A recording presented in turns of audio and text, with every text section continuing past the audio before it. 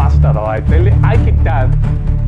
সম্প্রতি এক ভিডিওতে কড়া ভাষায় বিএনপির সমালোচনা করেছেন রাজনৈতিক বিশ্লেষক পিনাকি ভট্টাচার্য।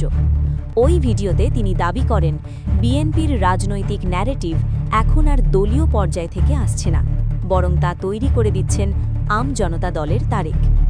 পিনাকি ভট্টাচার্যের অভিযোগ, বিএনপি জোরালোভাবে জনমনে একটি ভয়ের রাজনীতি ছড়িয়ে দিচ্ছে, যেখানে বলা হচ্ছে পশ্চিমা বিশ্ব কখনোই কোনো ইসলামপন্থী সরকারকে মেনে নেবে না।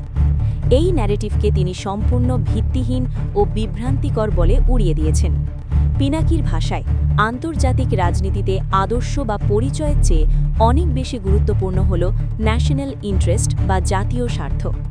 পশ্চিমা শক্তিগুলো সব সময় দেখে কে একটি দেশ কার্যকরভাবে পরিচালনা করতে পারবে এবং কে তাদের স্বার্থ রক্ষা করতে সক্ষম।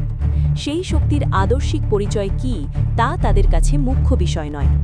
তিনি আরও বলেন, আম তারেকের এই ন্যারেটিভ বিএনপি গ্রহণ করে বিএনপি ভুল পথে পরিচালিত হচ্ছে এবং দলের সবচেয়ে বড় শক্তির জায়গা জনগণ থেকে ধীরে ধীরে দূরে সরে যাচ্ছে।